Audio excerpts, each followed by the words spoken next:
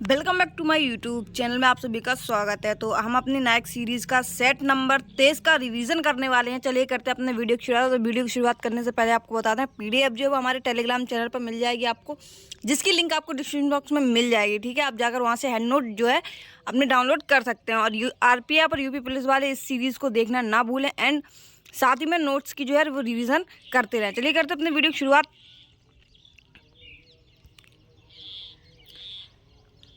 नाट्य शास्त्र जो है वो किसने लिखा है? तो नाट्य शास्त्र जो है वो भरत मुनि के द्वारा लिखा गया है। इसमें क्या लिखा गया है? आगे का मतलब इसमें क्या होता है? तो हाव भाव जो होते हैं उसमें इसमें नाट्य शास्त्र में जो हाव भाव दिखाए जाते हैं उसको क्या कहते हैं? तो उसको आगे कहते हैं। बोले गए शब्द क्या कहलाते हैं? तो वाचिक कहलाते हैं। क्या कहलाते हैं? वाचिक। और श्रृंगार और जो वेशभूषा जो बनाई गई होती है उसे क्या कहते हैं? तो आहार्य कहते हैं। मानसिक एवं मनोवैज्ञानिक अवस्थाओं का जो चित्रण होता है उसको क्या कहते हैं? तो सात्विक कहा जाता है। क्या कहा जाता है? सात्विक कहा जाता है। केलुचरण महापात्रा जो कि उड़ीसी नृत्य से संबंधित रखते हैं, इन्हें 1966 के लिए 2000 में इन्हें पद्म विभूषण से सम्मानित किया गया था। और पहली महिला जो हैं जिन्हें साहित्य नाटक अकादमी अवार्ड से सम्मानित किया, जो कि सबसे कम उम्र की फीमेल हैं। क्या?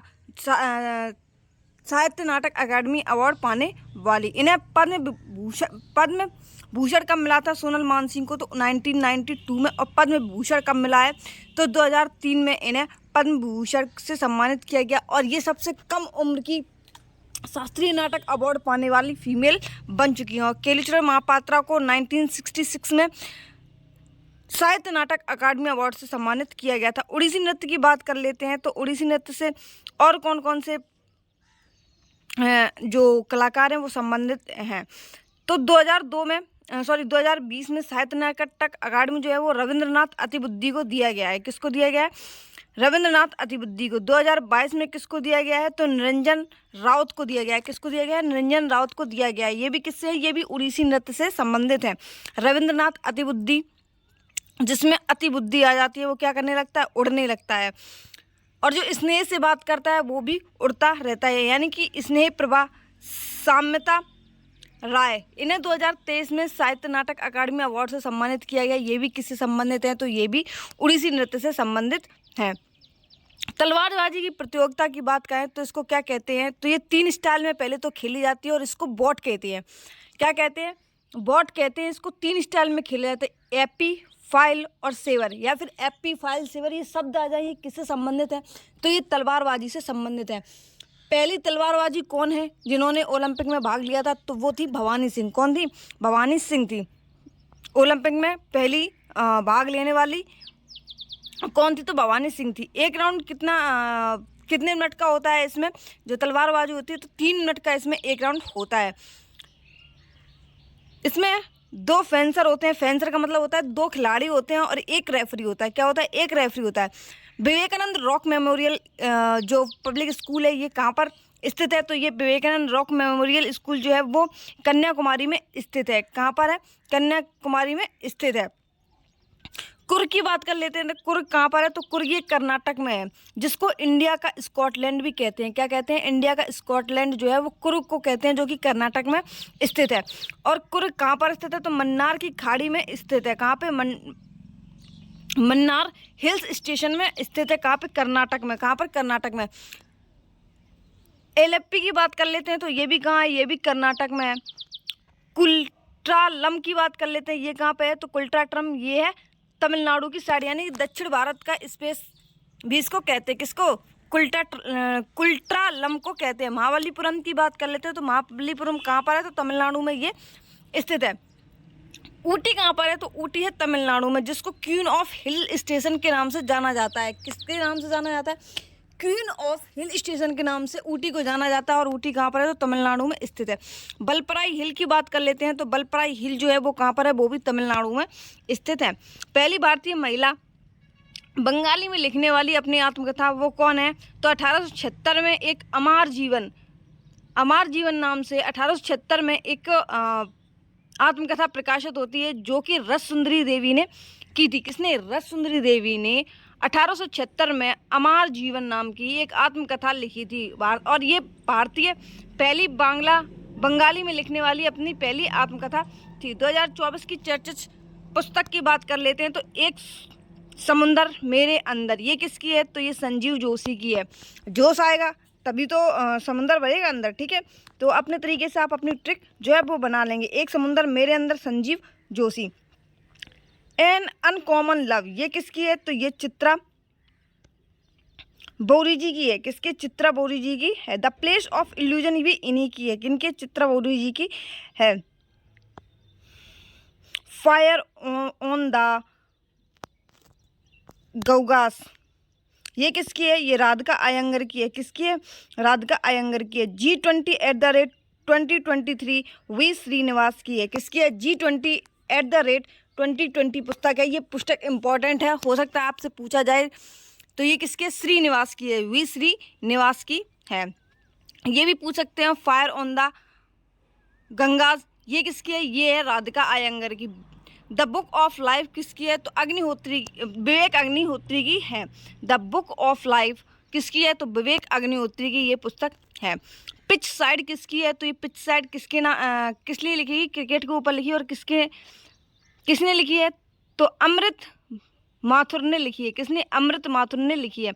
मानसून अभय के, मानसून किसकी है? तो अभय की है। किसकी है? अभय की है। The power of one thought, the power of one thought किसकी है? तो बीके शिवानी की है। किसकी है? बीके शिवानी की पुस्तक है। रोहिणी भाटे, मुन्ना लाल कुमुदनी, उमा, ये सब किससे कौन से नृत्य से संबंधित है? कौन कौन से? रोहिणी भाटे, मुन्ना लाल, कुमुदनी, उमा। कुमुदनी और उमा किससे हैं? कथक से हैं। मुन्ना कह रहा है कुमुदनी से, उमा को भी भाटे में ले चलो, उसको थकान तो होती नहीं है। किसमें? रोहिणी भाटे में, यानी कि भाटे में ले चलो। कौन कह रहा है? मुन्ना कह रहा है। किससे कह रहा है? कुमुदनी से। और क्या कह रहा है कि उमा को भी ले चलो, ये तो भट्टे में थकती नहीं है। क्या नहीं करती? भट्टे में थकती नहीं है। तो मुन्ना, उमा, कुमुदनी और भाटे, रोहिणी भाटे। कथक का जन्म की बात कर लेते हैं तो कथक शब्द जो है वो थिएटर परमेलू ने दिया था। प्राचीन नाम इसका क्या है? प्राचीन नाम क्या है? कुशीलभ है। कौन सा है? कुशीलभ है इसका पुराना प्राचीन नाम। आधुनिक गुरु जो है वो कौन है इसके? तो डॉक्टर पुरु दधीच जो है इसके पुराने गुरु, सॉरी आधुनिक गुरु रहे हैं। जितने भी महाराज हैं ये सभी किससे संबंधित हैं? तो ये भी सभी कथक से संबंधित हैं। इन्हें साहित्य नाटक अकादमी की बात कर लेते हैं तो कथक में साहित्य नाटक अकादमी जो है वो किन किन को मिला है? तो कुमकुम धर को 2020 में मिला है। समा भाटे को किस में मिला है? तो समा भाटे को 2021 में मिला है। कब मिला है? 2021 में मिला है। कमलिनी एंड ललिनी को 2022 में साहित्य नाटक अकादमी से सम्मानित किया गया। जगदीश गंगानी की बात कर लेते हैं तो इन्हें साहित्य नाटक अकादमी जो है वो 2023 में दिया गया। राग दरबारी की बात कर लेते हैं तो राग दरबारी के लेखक कौन है? श्री लाल शुक्ल जो है वो लाल दरबारी के लेखक हैं। बोलगा से गंगा, घुमक्कड़ शास्त्र, ये किसकी है? ये राहुल साकरायतन की रचनाएं हैं। राजतरंगी के लेखक कौन है? सॉरी, बोलगा से गंगा और घुमक्कड़ शास्त्र, ये क्या है? ये पुस्तकें हैं जिनके लेखक कौन है? राहुल सांकृत्यायन है। राजतरंगी की बात कर लेते हैं तो इसके कौन है? कल्लड़ है। पंचतंत्र की बात कर लेते हैं तो ये विष्णु शर्मा है। प्रिय प्रवास की बात कर लेते हैं तो प्रिय प्रवास की कौन है? अयोध्या सिंह उपाध्याय है। हरिवंश राय बच्चन की बात कर लेते हैं, क्या भूलूं क्या याद करूं और नीर का निर्माण। फिर चित्रलेखा की बात कर लेते हैं तो चित्रलेखा किसकी है? भगवती चरण वर्मा की है।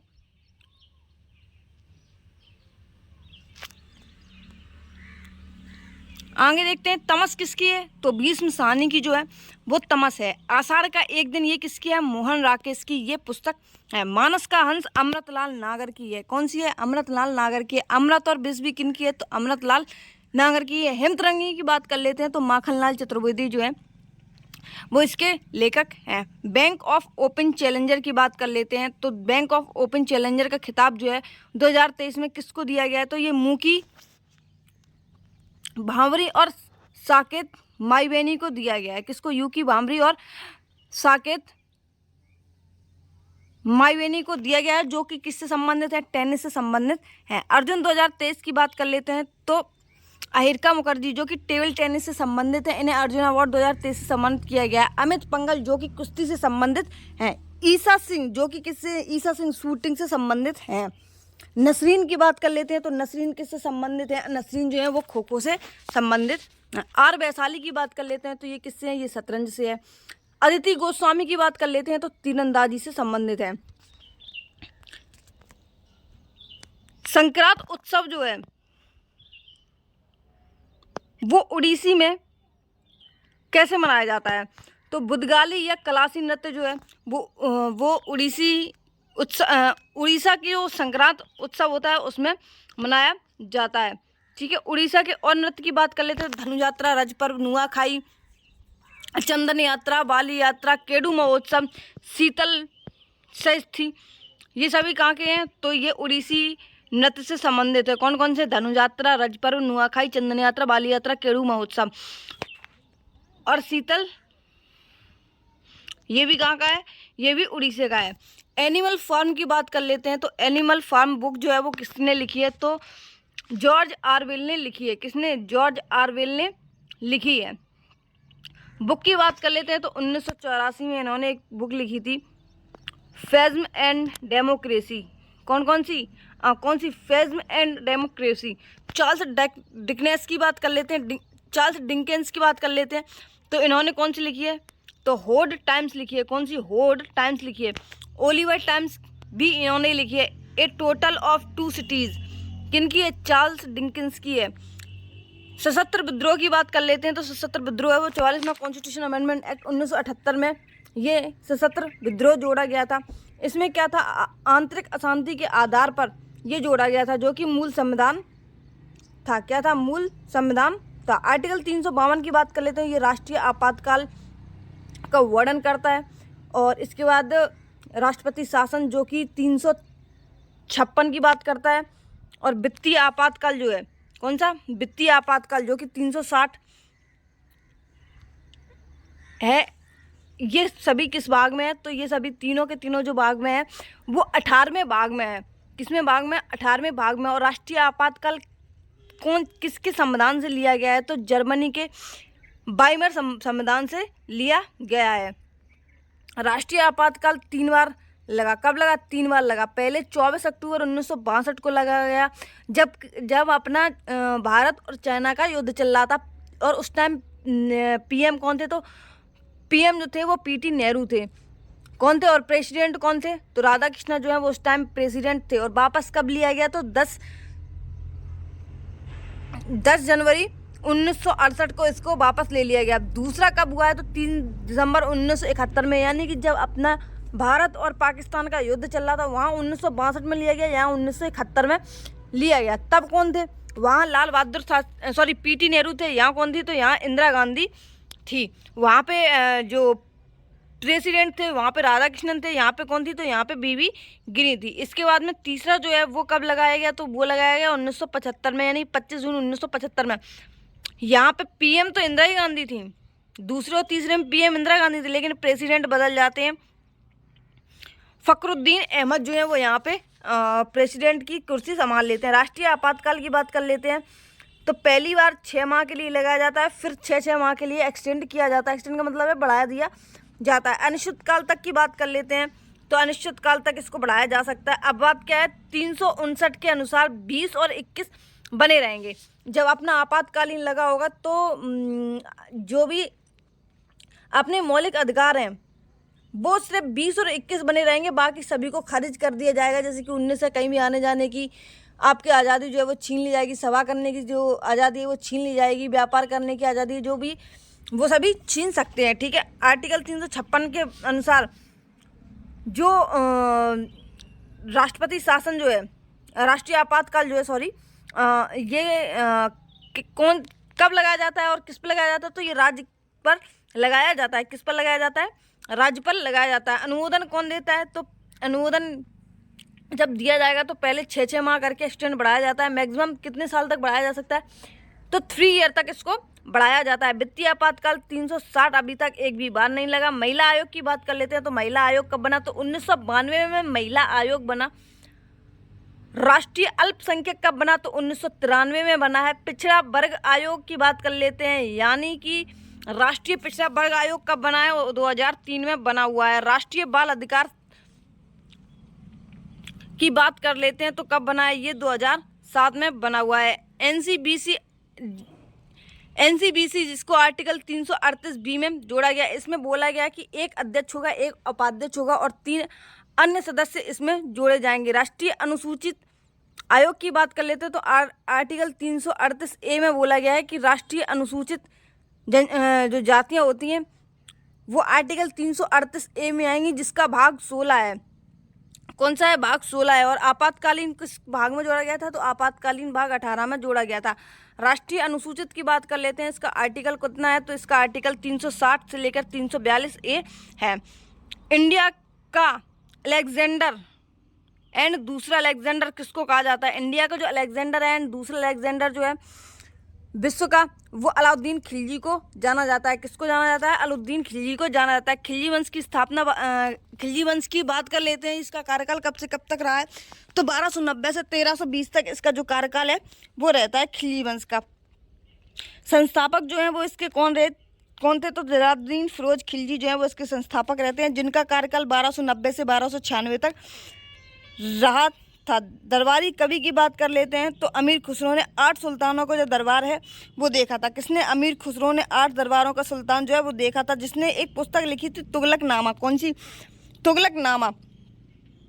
ठीक है। इसके बाद इनके गुरु की बात कर लेते हैं तो अमीर खुसरो के जो गुरु थे वो निजामुद्दीन औलिया थे। कौन थे? निजामुद्दीन औलिया थे, जो कि एक सूफी संत थे, जिनकी दरगाह कहाँ पर बनाई गई है? तो नई दिल्ली में इनकी जो दरगाह है वो बनाई गई है। अमीर उल मोहम्मदीन कहाँ अली गुरसब भी कहते थे? अली उल मोहम्मदीन और अली गुरसब भी इनको अलाउद्दीन खिलजी को कहते थे। जनता का चरवाहा भी अलाउद्दीन खिलजी को कहा जाता था। अलाउद्दीन खिलजी के कार्यकाल की बात कर लेते हैं तो 1296 से 1316 तक अलाउद्दीन खिलजी का कार्यकाल चलता है। इसने बाजार नियंत्रण नीति शुरुआत की थी। मूल्य नियंत्रण प्रणाली, एकता प्रणाली, हुलिया लिखवाना, घोड़े दागने की प्रथा, ये सभी अलाउद्दीन खिलजी के कार्यकाल में हुआ था। इसने क्या किया था? इसने एक निर्माण करवाया था हजार खम्मा का, और सीरी के किला का भी इसी ने निर्माण कराया था। हौज खास का निर्माण भी इसने कराया था। जमियत खाला मस्जिद की निर्माण भी इसने कराई थी। अलाई दरवाज़ा की जो नींव है वो भी इसने डलवाई थी। सहाना थे। कौन थे? सहाना किसको कहते थे? उच्च अधिकारी जो बाजार में मूल्य नियंत्रण देखते थे। सहाना किसको कहते थे? तो सहाना जो है बाजार में मूल्य नियंत्रण की जो देख रेख का काम करते थे, उनको बाजार नियंत्रण नीति किसने अपनाई थी? तो अलाउद्दीन खिलजी ने इसको अपनाया था। घड़ी का प्रमुख किसको कहा जाता था मुगल काल में? तो शाह ए मंडी को कहा जाता था। किसको कहा जाता? शाह ए मंडी को कहा जाता। मापतौल को किस क्या कहते थे? तो नाजिर कहते थे। गुप्तचर को क्या कहते थे? तो वारिद कहते थे। क्या? वरीद कहते थे। क्या कहते थे? वरीद कहते थे। खुद को खलीफा घोषित किया था किसने? मुबारक खिलजी ने। मुबारक खिलजी ने क्या किया था? खुद को खलीफा घोषित किया था। अलाउद्दीन ने चित्तौड़ का नाम क्या रख दिया था? तो खिजराबाद रख दिया था। अलाउद्दीन ने चित्तौड़ का नाम क्या रख दिया था? तो खिजराबाद रख दिया था। क्या रख दिया था? खिजराबाद रख दिया था। गुजरात की बात करते हैं तो कौन? करदेव। रणथंभौर की बात कर लेते हैं तो हम्बीर चौहान। चित्तौड़ की बात कर लेते हैं तो राजा रतन सिंह वहाँ के शासक थे। ये सभी शासक हैं। गुजरात के करदेव थे, रणथंभौर के हम्बीर चौहान थे और चित्तौड़ के राजा रतन सिंह थे। इनकी पहली पत्नी नागवती थी, दूसरी पत्नी पद्मिनी थी। किसकी? राजा रतन सिंह की, जो कि सिंघल प्रदेश की राजकुमारी थी। कौन? रानी पद्मिनी, जिनको हम जिनके ऊपर एक पुस्तक लिखी है पद्मावत। और पद्मावत के जो लेखक हैं वो कौन है? तो मलिक मोहम्मद जायसी हैं। कौन है? मलिक मोहम्मद जायसी हैं। पद्मावत में क्या लिखा है? तो हीरामन तोता का जिक्र भी इसमें लिखा गया है। और ये एक पुस्तक कब लिखी गई है? तो 1540 में ये पुस्तक पद्मावत जो है वो लिखी गई है। मालवा अभियान कब चलाया था? तो 1305 में इसने मालवा अभियान चलाया था। किसने? अलाउद्दीन खिलजी ने। जिसका कार्यकाल कब से कब तक है? 1296 से 1316 इसका कार्यकाल रहता है। खिलजी का अंतिम शासक कौन था? तो खिलजी का अंतिम शासक जो है वो नासिरुद्दीन खिलजी था। कौन था? नासिरुद्दीन खिलजी जो है वो खिलजी वंश का अंतिम शासक था। पोर्ट ब्लेयर की बात कर लेते हैं तो साउथ अंडमान स्थित पोर्ट ब्लेयर जो है वो साउथ अंडमान में स्थित है। कहाँ पर स्थित है? साउथ अंडमान में स्थित है। साउथ अंडमान के 4 भाग हैं। एक तो अंडमान के 4 भाग हैं, एक तो साउथ, नॉर्थ, मिडिल और लिटिल। कौन कौन से? साउथ, नॉर्थ, लिटिल और मिडिल। लिटिल। निकोबार के कितने भाग हैं? तो निकोबार के 3 भाग हैं, car Nicobar, little Nicobar, great Nicobar. Andaman and Nicobar में कितने द्वीप समूह हैं? तो 572 द्वीप जो हैं वो अंडमान एंड निकोबार में स्थित है। सक्रिय ज्वालामुखी जो है वो भारत का एकमात्र बैरन आइलैंड है जो कि सक्रिय है। कौन सा? बैरन द्वीप जो है वो भारत का एकमात्र सक्रिय ज्वालामुखी है जो कि कहाँ पर स्थित है? अंडमान एंड निकोबार में स्थित है। क्षेत्रफल, वन ज़्यादा, सबसे ज़्यादा कहाँ है? वन की बात कर लेते हैं तो एमपी में सेकंड स्थान पर कौन है? तो अरुणाचल प्रदेश सेकंड स्थान पर है। कम में बात कर लेते हैं तो हरियाणा में सबसे कम है, उसके बाद पंजाब में। सबसे कम की बात करते हैं तो हरियाणा और पंजाब की साइड है, और सर्वाधिक की बात कर लेते हैं तो एमपी और अरुणाचल प्रदेश में है। परसेंटेज के हिसाब से जानते हैं तो सब परसेंटेज के हिसाब से सबसे ज़्यादा किस में है? तो लक्षद्वीप में है। किस में है? लक्षद्वीप में है। और परसेंटेज के हिसाब से सबसे कम जानते हैं तो हरियाणा और पंजाब, अभी आपको बता चुके हैं सबसे कम में है, तो परसेंटेज में कम में भी यही आएंगे। रग्बी फसल का मतलब है, रग्बी की जो फसल है वो कौन से महीने में उगाई जाती है? तो अक्टूबर नवंबर के महीने में इसको बोया जाता है। और रग्बी की फसल में कौन कौन से आते हैं? रबी की फसल में कौन कौन से आते हैं? तो जौ, जई, गेहूँ, चना, अलसी, सरसों, मटर, ये सभी किस में आते हैं? तो ये सभी रबी की फसल में आते हैं। धान किस में आता है? तो धान जो है वो खरीफ की फसल में आता है। किसकी फसल में आता है? खरीफ की फसल में आता है। और कौन सी फसल होती है? और एक जायद की फसल होती है। कौन सी होती है? रबी, खरीफ और जायद की फसलें, ये 3 प्रकार की फसलें होती हैं। अरकू वैली की बात कर लेते हैं तो अरकू वैली कहाँ पर स्थित है? तो ये विशाखापट्टनम में स्थित है। और साइलेंट वैली कहाँ स्थित है? तो साइलेंट वैली कर्नाटक में स्थित है। नरोरा वैली की बात कर लेते हैं, नरोरा घाटी कहाँ स्थित है? पश्चिम बंगाल में ये स्थित है। पिन वैली की बात कर लेते हैं तो ये हिमाचल प्रदेश में स्थित है। फ्लोवर वैली की बात कर लेते हैं तो ये कहाँ पर स्थित है? उत्तराखंड में ये स्थित है। पहली जूट मिल कहाँ पर स्थित है? तो पहली जूट मिल 1855 में कलकत्ता में स्थापित होती है। कहाँ पर स्थापित होती है? कलकत्ता में ये स्थापित होती है। पहली सूती मिल कहाँ पर स्थापित होती है? तो 1854 में पहली सूती मिल जो है वो स्थापित की जाती है। उसके बाद 1855 में कलकत्ता में पहली जूट मिल अलग है, 1855 में होती है कलकत्ता में, और सूती मिल जो है वो 1854 में ही स्थापित हो जाती है। HOI जारी कौन करता है? तो HOI UNDP के द्वारा जारी किया जाता है, जिसमें 3 स्तर होते हैं: जीवन, प्रत्याशा, स्वास्थ्य और ज्ञान। कौन कौन से 3 स्तर होते हैं? जीवन, प्रत्याशा, स्वास्थ्य और ज्ञान। सबसे पहले आंकड़े इसके कब आते हैं? HOI के तो 1990 में आते हैं। इसकी स्थापना कहाँ होती है? तो उल हक पाकिस्तान में इसकी स्थापना होती है। कहाँ पर होती है? उल हक पाकिस्तान में इसकी स्थापना होती है। नोबेल की बात कर लेते हैं तो सर्वप्रथम जो नोबेल पाने वाले भारतीय थे वो कौन थे? तो 1998 में अमर्त्य सेन को नोबेल अवार्ड से सम्मानित किया गया था। किसको? अमर्त्य सेन को। इनकी एक पुस्तक थी भारत एवं उसके विरोधाभास। कौन से? भारत एवं उसके विरोधाभास। सुरेश तेंदुलकर समिति की बात कर लेते हैं तो सुरेश तेंदुलकर समिति की 2009 में आती है, जो कि गरीबी से संबंधित रखती है। गरीबी से और कौन सी है? तो रंगराजन जो समिति है वो भी गरीबी से ही संबंधित है, जो कि 2014 में आती है। और यहाँ पे जो सुरेश तेंदुलकर समिति है जो 2009 में आती है, उसके बाद ये रंगराजन जो है 2014 में आती है। लकड़वाला समिति जो है वो 1993 में आती है। जनगणना की बात कर लेते हैं तो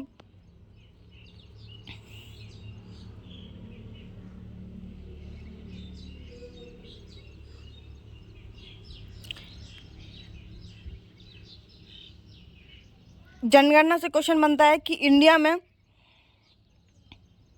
साक्षर जिला जो है वो कौन सा है? तो शेरछिप जो है, जो कि मिजोरम का है, जिसकी साक्षरता जो है वो 98.23% है। कौन सी? इंडिया का जो साक्षर जिला है सबसे ज़्यादा वो कौन सा है? तो मिजोरम का शेरछिप है। कौन सा है? शेरछिप है, 98.23 है। सबसे कम की बात कर लेते हैं तो अलीराजपुर, जो कि एमपी में एक स्थान है अलीराजपुर, जहाँ की जनगणना साक्षर में 36.10% है। ऑक्जेलिक एसिड की बात कर लेते हैं तो ऑक्जेलिक एसिड क्या काम करता है? तो दाग हटाने का काम करता है। जैसे टमाटर और पालक इसमें यूज़ किए जाते हैं, किसमें, ऑक्जेलिक एसिड में। किसका यूज़ होता है, टमाटर और पालक का। विमानों के अतिरिक्त बाग की सफाई में क्या होता है, तो पराश्रव्य तरंगें जो कि 20,000 प्लस द्वारा की जाती हैं। गाल्टन सिटी द्वारा इसको पैदा किया जाता है। इन्फ्रारेड वेव जो है वो 20 हर्ट्ज होती हैं। ऑडिबल हर्ट्ज जो है वो कितनी होती हैं, यानी सुनने की सर्व क्षमता कितनी होती है, तो 20 से लेकर 20,000 हर्ट्ज तक जो है वो ऑडिबल होती है, यानी सुनने की क्षमता जो है वो होती है। टीवी का रिमोट कंट्रोल क्या है, टीवी के रिमोट कंट्रोल में कौन सी तरंगों का उपयोग किया जाता है, तो अवरक्त किरणों का उपयोग किया जाता है। किसका, अवरक्त किरणों का उपयोग किया जाता है। सिलिकॉन प्लस जर्मेनियम का इस्तेमाल अर्धचालक की भांति ट्रांजिस्टर में प्रयुक्त होती हैं। किसमें, सिलिकॉन जर्मेनियम का इस्तेमाल जो है वो अर्धचालक की भांति ट्रांजिस्टर में प्रयुक्त होती है। क्रायोलाइट की बात कर लेते हैं, तो एल्युमिनियम का अयस्क है कौन, कोर्डरम बॉक्साइड, एल्यूनाइट और काओलिन। कौन सी, काओलिन, बॉक्साइड, कोर्डरम, एल्यूनाइट, ये सभी किसके हैं, तो ये एल्यूमिनियम के अयस्क हैं, जो कि किसके हैं, क्रायोलाइट के हैं। किसके हैं, क्रायोलाइट के हैं। भोजन का जो प्रारंभ है उसकी पाचन क्रिया कहाँ से शुरू होती है, तो मुख द्वार से ये शुरू होती है। कहाँ से, मुख से शुरू होती है। रक्त संयोजी ऊतक कब बनाता है, रक्त कैसा ऊतक है, तो रक्त एक संयोजी ऊतक है जिसका पीएच मान 7.4 होता है। कितना होता है, 7.4 होता है। रक्त एक संयोजी ऊतक है।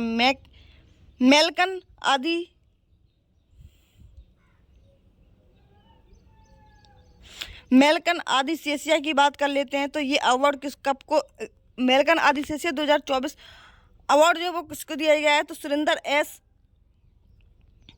जोधी को दिया गया है, जिसमें 2 लाख की राशि दी जाती है। कितने लाख की राशि दी जाती है, 2 लाख की राशि दी जाती है। एलिजाबेथ आदिसेशिया अवार्ड किसको दिया गया, तो ये विकास कुमार को दिया गया है। बिरजन ने 2024 में दुनिया की अग्रणी महिला क्रिकेट रूप एवं नेट कौन है, तो ये इंग्लैंड की है। कौन है, ब्रंट है। कौन है, Brunt. Leading cricketer in the world भी इन्हीं को कहा जाता है। Leading cricket in the world मेव, ये किसकी पुस्तक है, तो ये पैट किंग्स की है। किसकी है, पैट किंग्स की है, जो कि ऑस्ट्रेलिया के हैं। Leading T20 cricket in the world किसकी है, तो हीली मैथ्यू की है। किनकी है, हीली मैथ्यू की, जो वेस्ट इंडीज की है। Leading cricket in the world की बात करें तो पैट किंग्स की है। Leading T20 cricket in the world की बात करें तो हीली मैथ्यू की है, जो कि वेस्ट बंगाल की है, वेस्ट इंडीज की है। पिन कोड जो कि महाराष्ट्र का कितना है, 1718। अंटार्कटिका में भारतीय पते वाला डॉकजर है। कौन है, डॉकजर है। पहला डाकघर अंटार्कटिका में भारतीय पते वाला एकमात्र डाकघर जिसका पिन कोड क्या है, 1718 है। महाराष्ट्र का जो एक डाकघर है जिसको पिन कोड 1718 है। पहला डाकघर जो है वो कब स्थापित किया गया, तो 1984 में अंटार्कटिका दक्षिण गंगोत्री में किया गया था। सेकंड कहाँ पर था, सेकंड मैगी रिसर्च था। कौन सा था, मैगी रिसर्च था, जो कि पहला वाला है बर्फ में डूब गया पहला जो डाकघर बनाया गया था अंटार्कटिका में, इसको डूब गया। ये कब क्या हो गया, डूब गया। 30वीं सुल्तान अजलान सालू ट्रॉफी किसको दी गई, तो ये हॉकी को दी गई। किसको दी गई, हॉकी को। किसने जीती है 30वीं सुल्तान अजलान शाह ट्रॉफी, तो ये जापान ने जीती है। आयोजन कहाँ हुआ था इसका, तो मलेशिया में इसका आयोजन किया गया था। सुल्तान अजलान शाह ट्रॉफी जो है इसकी शुरुआत कब होती है, तो 1983 से इसकी शुरुआत होती है। सबसे ज़्यादा बार किसने जीता है, तो ये सबसे ज़्यादा बार ऑस्ट्रेलिया ने 10 बार जीता है। इंडिया ने कितनी बार जीता है इसको, तो 5वीं बार जीता है, जबकि भारत ने पहली बार इसको 1985 में जीता था। कब जीता था, 1985 में जीता था। जापान का सेमिनसई एक फेस्टिवल होता है जो कि लकड़ी का उपग्रह लॉन्च करेगा। क्या करेगा, लकड़ी का एक उपग्रह लॉन्च करेगा। कौन, जापान। यहाँ पे एक फेस्टिवल मनाया जाता है जापान में, सेमिनसई फेस्टिवल। तो आपको वीडियो कैसी लगी तो कमेंट बॉक्स में